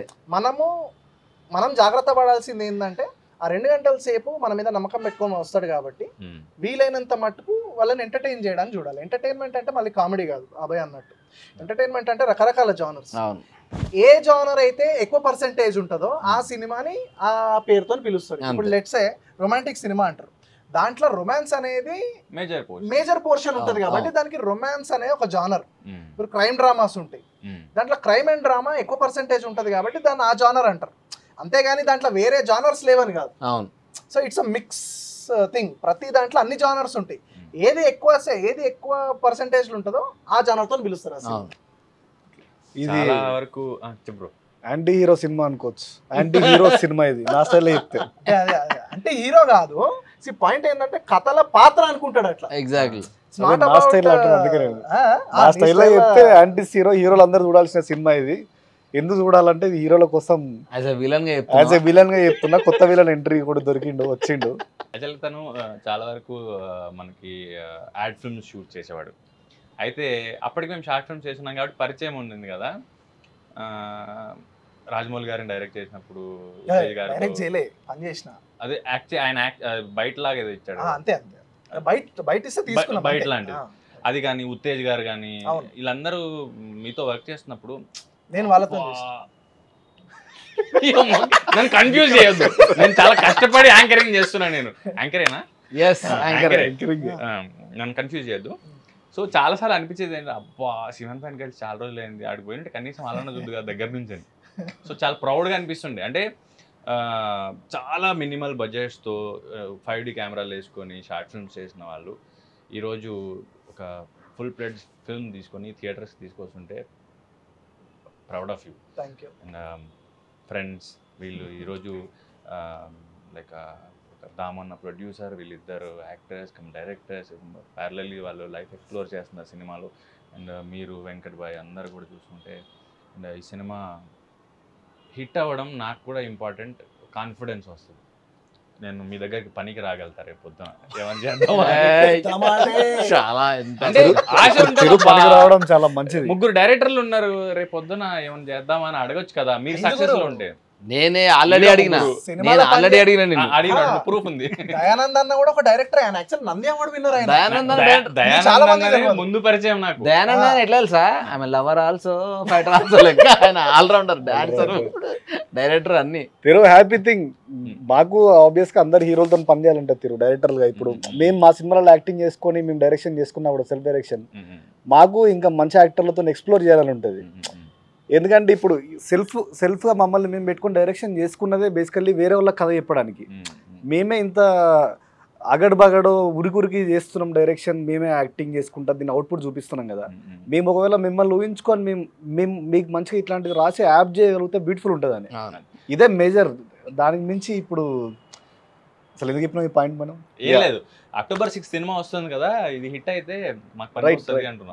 నువ్వు వస్తే మాకు సంతోషమే, మాకు ఒక బడ్జెట్ వస్తుంది. హిట్ అనేది అందరికి హిట్ కావాలి, బరాబర్ మాకు హిట్ కావాలి. ఈ సినిమా హిట్ అవుతుంది, నేను చెప్తున్నా. బరాబర్ October 6 ఈ సినిమాతో ఇంకో 10-20 మందికి ధైర్యం వస్తుంది. అరే మనం ఏ కథనైనా ఎగ్జాక్ట్లీ మనం వెళ్ళొచ్చు, మనం సర్వైవ్ అవ్వచ్చు, మనం కథ. ఎంతో మంది డైరెక్టర్స్ ఇప్పుడు నువ్వు అన్నావు చూసినావు ఒక డిఫరెంట్ పాయింట్, కొత్త పాయింట్. ఇది మనం కొత్తగా చేసింది ఏం లేదు. ఒక రామగోపాల్ వర్మ గారు వచ్చినప్పుడు ఆయనని ఒక కొత్త డైరెక్టర్, కొత్త థాట్ అన్నారు. అట్లా ఒక్కొక్క తరంలో ఒక్కొక్కరు వస్తా ఉన్నారు. ఇప్పుడు సుకుమార్ సార్ వచ్చిండు, ఆర్య అప్పటికి చాలా ఇంట్రెస్టింగ్. మీరే గుర్తొస్తారంటే వాళ్ళందరూ ఊహకు అందరు. అంటే నాకు సినిమా ఇండస్ట్రీ ఎక్కడ ఉంటుందో కూడా తెలిసేది కాదు. మీరైతే నా కళ్ళ ముందు చూశాను కదా, అందుకని మీరు నాకు చాలా గొప్పగా కనిపిస్తారు. అంటే ఇలా కూడా చేయొచ్చా, ఇలా కూడా ఆలోచించవచ్చా. ఎందుకంటే వాళ్ళ పేర్లు వినడం తప్పితే మొహాలే చాలా తర్వాత కాలంలో తెలిసాయి. ఓకే ఈ సార్ పేరు ఇది, ఈ సార్ పేరు ఇది అని. మీరైతే ప్రూఫ్ కళ్ళ ముందు ఉన్నారు. మన పేర్లు కూడా తెలియదు బేసికల్లీ. సో బేసిక్గా మొన్న దిల్ రాజు సార్ వచ్చి మన ట్రైలర్ లాంచ్ చేసినప్పుడు కూడా సార్ మధ్యలో ఇంకా ఈవెంట్ గ్యాప్ లా జస్ట్ అడుగుతుండే ఏంది అసలు సినిమా గురించి చిన్న చిన్న పాయింట్స్ ఇన్పుట్స్ ఆయన అడుగుతుండే అనమాట, చెప్తుండే అనమాట. చెప్పిన తర్వాత ఆయన నవ్వుతుండే నేను చెప్పిన పాయింట్. ట్రైలర్లో వచ్చింది ఏదైతే విలన్ హీరోని చంపేసి హీరోయిన్ చేసుకొని పెళ్లి చేసుకొని సెటిల్ అయిపోతాడు అనేది ఆయన నవ్వేసిండు ఆడ. అంటే తర్వాత ఆయన స్టేజ్ మీద అజయ్ చెప్పిండు ఏదో కొత్త ప్రతిసారి హీరోని గెలిపిద్దామని ప్రయత్నం చేస్తారు, వీళ్ళు ఏదో విలన్ని గెలిపిద్దామని ప్రయత్నం చేస్తారు, చూడాలి అని చెప్పి. అంటే ఆయన అంతంత పెద్ద పెద్ద స్టార్స్ తోని ఆయన పనిచేస్తారు ప్రతి డే, ఆల్మోస్ట్ ఆల్ పెద్ద పెద్ద స్టార్లు అందరితో చేసిరు ఆయన. అట్లాంటి అయినా ఇట్లాంటి ఒక ట్రైలర్ చూసినప్పుడు నాకేమనిపించింది అంటే దిల్ రాజు సార్ వస్తారా, అరే నా పెద్ద పెద్ద హీరోలతో పనిచేస్తారు కదా, నేను హీరోలనే నా క్యారెక్టర్ హీరోలనే చేస్తున్నాను, ఆయన వస్తాడా అని ఒక చిన్న భయం ఉండే. కానీ ఆయన వచ్చి మాట్లాడిన తర్వాత నాకు అర్థమైంది ఏంటంటే అసలు మనందరికంటే క్రేజీగా ఆయన ఆలోచన చేస్తాడేమో అనిపిస్తుంది డే 1 నుంచి, లేకపోతే ఒక ఆర్య రాకపోతుండే. 100% రాకపోయేది. అలా ఆర్య క్యారెక్టర్ వచ్చి నువ్వు నన్ను లవ్ చేయకపోయినా పర్వాలేదు, నా లవ్ ని ఫీల్ అయితే చాలండి ఈడోడు నాయన అంటే అప్పట్లో షాక్ అయిపోయారు అందరు. దిల్ సినిమా గానీ బొమ్మరిల్లు పరుగు బొమ్మరిల్లు బై బొమ్మరిల్లు కూడా క్రేజీ ఎక్స్పెరిమెంట్ ఆ టైంకి. సో అట్లా ఆయన డిఫరెంట్ గా ఆలోచించిండు కాబట్టి ఆయన ఈ పొజిషన్ లో ఉన్నాడేమో. చాలా ఉన్నారా అప్డేటెడ్ గా ఉంటారు. మసూదాది మేము ప్రెస్ మీట్ పెట్టినప్పుడు నీ సిన్ వెబ్ సిరీస్ చూసాను చాలా బాగుంటది అన్నాడు. నాకు అర్థం కాలేదు దిల్ రాజు గారు చూసుంటారా ఇది అన్నది. నేను చాలాసేపు బాగానే గుర్తుంది ఈయనకి ఇంకా ఇప్పటికీ అని, లాస్ట్ ఇయర్ కదా చెప్పింది. సో అసలు మనము కొత్త కొత్త అని మాట్లాడుతున్నాము, కమల్ హాసన్ పెట్టి పుష్పక విమానం తీసిండ్రు ఆ జమాన్లా, ఇంకా అంతకంటే కొత్తగా ఏముంటదిరా. కొత్త వర్డ్ అంటే మనం అంటే ఇంట్రెస్టింగ్ పాయింట్ అంటే పుష్పక విమానం అనేది ఒక స్టార్ హీరో తోటి మూకీ సినిమా తీయగలగడం అనేది భయంకరమైన ఎక్స్పెరిమెంట్ అది ఆ టైంలో నన్ను అడిగితే. ఇంకా అంతకంటే ఎక్కువ ఏముంటుంది ఏం లేదు. అంటే నా బిలీఫ్ ఏంటంటే కొత్తదనం అంటే ఉన్నదాన్నే డిఫరెంట్ గా ఎట్లా ప్రెజెంట్. కథలు చెడ్డవి ఉండవు, కథకులు చెడ్డ వాళ్ళు ఉంటారు, అంతే కదా. అంతే, అవును, అంతే 100%. ఇప్పుడు నువ్వు మహాభారతం తీసుకుంటే నువ్వు ఇప్పటివరకు ఎన్ని సినిమాలు వచ్చినాయో ప్రతి సినిమానే నువ్వు మహాభారతంకి లింక్ చేయొచ్చు, లేదంటే రామాయణానికి లింక్ చేయొచ్చు. ఎందుకంటే అవంతా హ్యూజ్ ఆ క్యారెక్టరైజేషన్స్, వాళ్ళ మధ్యలో బాండింగ్లు అవి ఇవి. ఇప్పుడు దళపతి తీసుకున్నా కూడా మణరత్నం సార్ రిఫరెన్సెస్ ఏంది అని అంటే రజనీకాంత్ సార్ క్యారెక్టర్ ఏమో కర్ణుడు క్యారెక్టర్, మన మమ్మూటి సార్ క్యారెక్టర్ ఏమో దుర్యోధనుడు క్యారెక్టర్. ఆయన ఆ రెఫరెన్సెస్ తీసుకున్నాడు, కథ అంతా వేరే. ఆయన తీసుకున్న పాయింట్ ఏంటంటే ఫ్రెండ్షిప్. ఎగ్జాక్ట్లీ. మనకి విశాల్ భరద్వాజ్ గారిది చూస్తే షేక్స్పియర్ కథలు ఎంత బాగా అడాప్ట్ చేస్తాడు. ఒథెల్లోని ఓంకార అని, లేకపోతే హ్యామ్లెట్ని హైదర్ని, ఇట్లా ఎంత బ్యూటిఫుల్గా అడాప్ట్ చేస్తారో అట్లా మనకి జస్ట్ మనం కీన్గా అబ్జర్వ్ చేస్తే ఎన్ని కథలు దొరుకుతాయో. ఏదో డైలాగ్ ఉంది కదా, మొత్తం ప్రపంచంలో ఒక 26 కథలే ఉన్నాయి, స్క్రీన్ ప్లేలే మారుతాయి అని ఎవరు అన్నారు. ఒక సేయింగ్ ఇక్కడ ఉంది, ఒక 26 లైన్లే ఉన్నాయిరా, వాటిని నువ్వు డిఫరెంట్ క్యారెక్టర్స్ ఎట్లా ఎక్స్ప్లోర్ చేస్తావు అన్నది నీ style of making. End of the day మన చేతిలో ఉంటుంది అంతే. కొత్త కథ ఏముండదు. ఇప్పుడు obviously end of the day away human emotions, అదే లైఫ్, అదే సినిమా. నువ్వు చూపించే విధానమే జనాలను అట్రాక్ట్ చేస్తుందా, లేకపోతే జనాల్ని అమ్మాయి ఏం సినిమా అని బయటకు పోతారనేది దాన్ని ఏమంటారు డిసైడ్ చేస్తుంది. Somewhere we have to like thanks to our producers, ఎవరు ప్రొడ్యూస్ చేసినప్పటి వరకు. ఎందుకంటే ఒక ఐడియా బిలీవ్ చేసి నమ్మి దానికి డబ్బులు పెట్టి టైం ఇచ్చి ఓపికతో చూసి మేబీ మిస్టేక్స్ జరుగుతుంటాయి మన సైడ్ నుంచి లేకుంటే వాళ్ళ సైడ్ నుంచి, వాటిని అన్నిటి నుంచి ఇంకా అన్ని క్లియర్ చేసుకుంటా end of the day cinema బయటికి రావాలనే ఉంటుంది అందరికీ. ఈ ప్రాసెస్లో అందరికీ థ్యాంక్స్ చెప్పుకోవాలి. అరవింద్ గారికి యాక్చువల్గా, ఆహాకి అరవింద్ గారికి చాలా థ్యాంక్స్ చెప్పుకోవాల్సి ఉన్నది. ఎంకరేజ్మెంట్ ఒకటి అంటే సినిమాలకు సంబంధించి మసూదా నేను చూశాను కాబట్టి ప్రోత్సహించండి. లేకపోతే ఇప్పుడు వేణు ఉన్నారు, వేణు మనకి ఆయన కమెడియన్గా పరిచయం, కథను నమ్మి ఆయన నమ్మి సినిమా ప్రొడ్యూస్ చేసి దాన్ని భుజాల మీద వేసుకొని ప్రమోట్ చేసి నమ్మడం అనేది అది ఆ ఐ ఉండడం వల్లే అవుతుంది అట్లా. అందుకే ఆయనకు దిల్ రాజు అని పేరు వచ్చింది. అందుకే అంటారు కదా దిల్లున్న రాజు అంటారు ఆయనని. నిజంగా అంటే అందరు ప్రొడ్యూసర్లు రా. ఇప్పుడు ఎవ్రీ ప్రొడ్యూసర్ లేకపోతే సినిమా లేదు, ఏం లేదు. So end of the day ఎవరేం చేసినా ప్రొడ్యూసర్లకి బాగా డబ్బులు రావాలి, ఎందుకంటే అది వస్తేనే సినిమా వస్తారు. అలాంటి ఎంతో మంది కొత్తలకు లైఫ్ వస్తుంది. ఈ October 6 రిలీజ్ అన్ని సినిమాలు జనాలు చూడాలి, అందరు డబ్బులు కావాలని కోరుకుంటున్నాను. ఎందుకంటే ఎవరో కొడితే మళ్ళీ మనం పనిచేస్తాం కదా ఫ్యూచర్లో. యాక్చువల్లీ నాకు ఎంత హ్యాపీగా అనిపించిందంటే నేను మొన్న ఏఎంబీకి వెళ్ళా సినిమా చూద్దామని. నైట్ 10 o'clock తర్వాత 10:40 10:20 ఎంత క్రౌడ్ ఉందంటే లోపల చాలా హ్యాపీగా అనిపించింది. కోవిడ్ టైంలో ఇంకా అంటే ఏంట్రా కొంచెం ముందు పుట్టి ఉండాల్సిందేమో, ఇది ఏంటి సింగిల్ స్క్రీన్లు చూసిన కళ్ళు కదా, ఈ ఒక ఏదో బిల్డింగ్ లాగా మల్టీప్లెక్స్లు వచ్చి అందులో బుడ్డ స్క్రీన్లు చూస్తే ఆంతలేదు. సుదర్శన్, సంధ్య, లేకపోతే సింగిల్ స్క్రీన్స్లో కటౌట్లు, దండలు, ఫ్యాన్స్, ఏమంటారు అవి ఫ్లెక్సీలు, అవన్నీ చూసి పెరిగిన ఇది కదా. కోవిడ్ తర్వాత హోప్ పోయింది. అంటే జనాలు వస్తారా, అంటే భయపడతారా, అసలు ముందు పాత రోజులు వస్తాయా, ఇట్లా భయాలు ఉండే. కానీ మొన్న అంతమందిని చూసేసరికి ఒక పండగలాగా అనిపించింది. ఓకే, సినిమా థియేటర్ బతికుంది. ఇంకా అంటే లైక్ కలెక్షన్స్ ఎలాగో ఉన్నాయి మనకి, RRR దగ్గర నుంచి అన్ని సినిమాలు, జైలర్ అన్ని చూస్తున్నాం. కానీ అంతమందిని ఒకేసారి చూసేసరికి నాకు ఏదో పండగలాగా అనిపించింది. ఒక ఊపిరి కదా. నువ్వు అన్న పాయింటే, జనాలకి నచ్చితే వాళ్ళు దాన్ని నెత్తి మీద పెట్టుకోవడం కాదు, దాన్ని నెత్తి మీద పెట్టుకుని ఊరేగుతారు. ఆ సినిమాని ఆ స్టేటస్ ఇస్తారు వాళ్ళ సినిమాని. సో జనాలు వస్తలేరు, థియేటర్కి రారేమో అనేది ఒక మిత్ అంటనే. అది రాంగ్ రాసి. ఇప్పుడున్న ప్రజెంట్ ప్రపంచంలో ప్రతి ఒక్కరికి రిలాక్సేషన్ కావాలి. సో సినిమా డెఫినెట్లీ ఆ రిలాక్సేషన్ ఇస్తుంది. ఎప్పుడు జనాలు సినిమాని చూడకుండా అంటే లైక్ మామూలు ఫిగర్ అయిపోయింది. 500 crore రాలేదా అనే స్టేజ్ కి తీసుకొచ్చారు. ఎగ్జాక్ట్లీ ఆ స్టేజ్ కి తీసుకొని వచ్చింది ఆడియన్స్. ఎగ్జాక్ట్లీ ఆడియన్స్ 100% సినిమా చూస్తారు. మన ఇండియన్ సినిమా మార్కెట్లు అసలు ఎట్టే వేల కోట్లు అంటే అమ్మా, ఇన్ని లెక్క పెట్టడానికి కూడా అయితే లేదు అసలు. ఇన్ని కోట్లు నిజంగా మనకు వస్తే అంటే మనం చిన్న ఉన్నప్పుడు ఈ ఇంగ్లీష్ సినిమాలకి, మార్వెల్ సినిమాలకు, డీసీ ఇన్ని 100 కోట్లు 100 కోట్లు అంటే మనం షాక్ అయ్యేటోళ్ళం. మన సినిమాలకి ఇప్పుడు కట్ చేస్తే అసలు నెక్స్ట్ లెవెల్ వెళ్ళిపోయింది. తెలుగు సినిమాలు #1 పొజిషన్లు ఉన్నాయి ప్రొడక్షన్ లో. బేబీ అనేది ఒక చిన్న సినిమా లాగా అంటారు, అంటే హీరో పరంగా, బడ్జెట్ పరంగా 95 కోట్లు వచ్చినాయిరా. ఎట్లా? Just because of content. ఆ కంటెంట్ ఆడియన్స్ కి నచ్చిందంటే చిన్న సినిమా పెద్ద సినిమా ఏం ఉండదు. సో అదొక బెస్ట్ ఎగ్జాంపుల్ సెట్ చేసింది రీసెంట్ టైమ్స్. వస్తూనే ఉంటాయి త్రూ అవుట్ ఎగ్జాంపుల్స్ వస్తుంటారు, జనాలు ప్రూవ్ చేస్తుంటారు, వెళ్ళిపోతుంటారు. సో మనం కూడా అట్లాంటి ఒక ఎగ్జాంపుల్ గా నిలవాలి అనే ఆలోచనతో ముందుకు పోతుండాలనేది అంతే సింపుల్. మేము ముగ్గురం కలిసి కథ చెప్తే ఎవరిని ఫస్ట్ యాక్సెప్ట్ చేస్తావు? ఎవరిది నచ్చితే వాళ్ళది. అంతేగాని ఇప్పుడు అవి ఆయన లోపల కూడా ఒక ఆడియన్ ఉన్నాడు, ఆడియన్ కి నచ్చిందే చేస్తాడు అంతే. అంటే ఒక దాని తర్వాత ఇక్కడ ఎవడు ఏందనేది తర్వాత సంగతి. మనం ఎంత బెటర్ గా ఏ కథ చెప్తే ఆడియన్ ఎంగేజ్ అవుతాడు అనే తాపత్రయంలోనే మనం అందరం ఎవరి టేస్ట్ వాళ్ళు. అంతే. ఒకరికి ఒకటి నచ్చవచ్చు, అదే ఇంకొకరికి నచ్చకపోవచ్చు. పోనీ ఎట్లాంటి క్యారెక్టర్లు చేద్దాం మనం తీరు నీకు? నువ్వు చేసినావు చూసినావు ఇప్పుడు రాక్షస కావ్యం, అట్లాంటిది చేయాలి ఒకసారి. అసలు భలే ఉంటది అసలు. అది ఆ కాస్ట్యూమ్ వేసుకొని హీరోని చంపేసి హీరోయిన్ సో బేసికల్లీ విలన్ అయిపోదాం. అరే బ్రేక్ గుర్తుపట్టిందే విలన్ గా.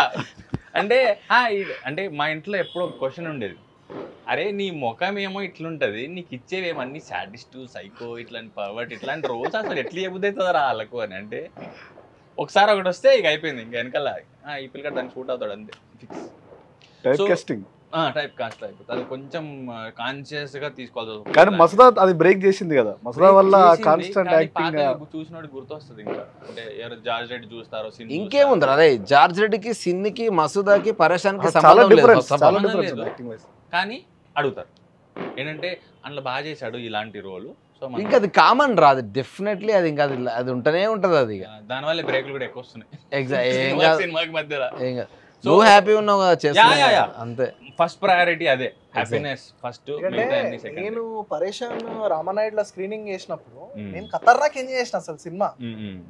ఎట్లా అంటే నాకు చాలా రోజుల తర్వాత ఒక హ్యూమర్ ని నెక్స్ట్ లెవెల్ ఎంజాయ్ చేసినాను. క్యారెక్టరైజేషన్స్ కానీ, ఆ రియలిస్టిక్ లొకేషన్స్, వీళ్ళ టిపికల్ బిహేవియర్స్, అవి ఇవి, ఆ క్యారెక్టర్ పేర్లు అన్ని వింత ఉన్నాయి, మజా వస్తుంది అసలు. ఎంత విచిత్రమైన పరిస్థితి ఉండేదంటే Mallesham, George Reddy same look, అంటే మీసాలు ఇక్కడ వరకు ఉండి కొంచెం హెయిర్ స్టైల్ మార్చాం, సేమ్ టైంలో షూట్ చేసింది. గాజులో నేను ఎక్కడ ఉన్నానంటే చాలా తక్కువ పోర్షన్లు కనబడతా. నాకు రేడియో జాకీ చేసినప్పుడు షో అయిపోయాక బయటకు వచ్చి నిలబడి ఎవరైనా గుర్తుపడితే బాగుండు అనుకునేవాడిని నేను. అరే నేను మాట్లాడింది రేడియో కదా, వాయిస్ కదా, అది కూడా ఆ ఛానల్ ఎంతమంది ఉంటారు అని మళ్ళీ నాకు చెప్పుకొని బస్ ఎక్కి వెళ్ళిపోయాను. అయితే తర్వాత సినిమాలు చేసినప్పుడు కూడా మల్లేశం కానీ గాజీ కానీ ఇవన్నీ చేసినప్పుడు ఎవరైనా గుర్తుపడితే బాగుండు ఒక్కరన్నా అరే నువ్వు అంటే బాగుండు అనిపించేది. అది జార్జ్ రెడ్డి కూడా వెరైటీ ఉండేది కదా, సినిమా వాళ్ళు తప్పితే పెద్దగా ఎవరు గుర్తుపట్టేవాళ్ళు కాదు. అబ్బా ఇంకెప్పుడా గుర్తుపట్టేది అనిపించేది. అది మసూదాకి పాసిబుల్ అయింది. సో ఇప్పుడు లక్కీగా ఏంటంటే పరేషాన్ రీల్స్ బాగా వైరల్ అయ్యి ఇప్పుడు కొంచెం బూస్ట్ వచ్చింది. ఏంటంటే ఐజాక్ అంటున్నారు, లేకపోతే సమోసా, నేను కనబడితే సమోసా అంటున్నారు, సమోసా తింటా సమోసా తింటా. సో మొత్తానికి ఏదైతే అది ఉండిందో మస్తు ఓన్ చేసుకుంటారు రా జనాలకి. సినిమా కానీ క్యారెక్టర్ కానీ నచ్చితే భలే ఓన్ చేసుకుంటారు. నన్ను ఇప్పటికీ చాలా మందికి యూకలిప్టస్ అంటారు, డైరెక్ట్ యూకలిప్టస్ అంటారు. అది పేరు గుర్తుండదు పాపం, కానీ ఆ కిక్కు భలే అనిపిస్తుంది మనకి. అట్లా ఈ సినిమాతోటి రాక్షస కావ్యం ఈ అక్టోబర్ 6వ తారీఖున మీ దగ్గరలోని థియేటర్స్లో రాబోతుంది. ఇలాంటి సినిమాలు మీరు ఎంకరేజ్ చేస్తే కొత్త వాళ్ళు, తర్వాత కొత్తగా ఆలోచించాలనుకునే వాళ్ళకి చాలా బలం ఇచ్చిన వాళ్ళు అవుతారు. ఆదరిస్తారు కోరుకుంటున్నాను. అక్టోబర్ 6 రాక్షస కావ్యం మీ దగ్గరలో ఉన్న థియేటర్లకు వస్తుంది. మీరు చూసి ఆనందిస్తారని మేము కోరుకుంటున్నాము. ఎందుకంటే ఆబ్వియస్గా మీకు రిలీజ్ అయిన సినిమాలన్నీ క్రింజ్ సినిమాలు, మసాలా సినిమాలే ఉంటాయి. సో ఆ క్రింజిన మసాలాను దాటాలంటే ఒక చక్కటి సినిమాకి వచ్చి ఎంజాయ్ చేయండి. కలుద్దాం థియేటర్లో. హాయ్ హలో, నేను మీ అభయ్ నవీన్. అక్టోబర్ 6 రాక్షస కావ్యం అనే సినిమా వస్తుంది. మాన్స్టర్స్ ఆర్ అరైవింగ్ అని మీరు చూస్తున్నారు కదా, నిజంగా మాన్స్టర్ గా లేని వాళ్ళ కథ ఏంది. మాన్స్టర్స్ అరైవింగ్ అని డైరెక్టర్ ఎంత కాన్ఫిడెంట్గా పెట్టింది, ఎందుకు పెట్టింది సినిమా చూస్తే మీకు తెలుస్తుంది. సో డెఫినెట్గా థియేటర్లో మీరు ఎంజాయ్ చేస్తారు 100%. ఇది ఒక కొత్త ఎక్స్పీరియన్స్ అయితే బరాబర్ చెప్తా. థియేటర్కి రండి అక్టోబర్ 6. మీకు నచ్చుతుంది, నచ్చి మీరే 10 మందికి చెప్తారన్న ధైర్యంతో మేము సినిమాని రిలీజ్ చేస్తున్నాం. So please do encourage us. మా లాంటి వాళ్ళు వస్తే ఇంకో 10 మందికి కొత్త వాళ్ళకి ధైర్యం వస్తుంది. అండ్ మేమైతే చాలా కాన్ఫిడెంట్గా తీసినాం సినిమా, అండ్ వెరీ కాన్ఫిడెంట్ ఉన్నాం సినిమా పైన. So rest is in your hands. Please do watch the film on October 6 థియేటర్లోనే చూడండి. చూసి మీకు నచ్చితే కనుక నలుగురికి మాత్రం షేర్ చేయండి. Thank you. హలో అండి, నా పేరు శ్రీమాన్ కీర్తి, రాక్షస కావ్యం మూవీ డైరెక్టర్ని. అక్టోబర్ 6కి సినిమా థియేటర్స్కి వస్తుంది. అందరి లోపల ఒక చిన్న రాక్షసుడు ఏడునో ఆడు ఉంటాడేమో అని అనిపిస్తుంది నాకు ఎప్పుడు. మేబీ నా లోపల ఉన్న రాక్షసుడు బయటకు వచ్చి సినిమా తీసిండేమో అనుకుంటున్నాను నేను. సో టీజర్ చూడండి, ట్రైలర్ చూడండి, పాటలు వినండి. అవన్నీ చూసిన తర్వాత డెఫినెట్గా మీ లోపల ఒక చిన్న రాక్షసుడు ఎక్కడో స్మైల్ చేస్తుంటాడు అనిపిస్తుంది నాకు. అట్లా స్మైల్ వచ్చిందంటే థియేటర్కి వచ్చేసేయండి, ఫుల్ ఫ్లెజ్డ్ ఎంజాయ్ చేస్తారు. Thank you.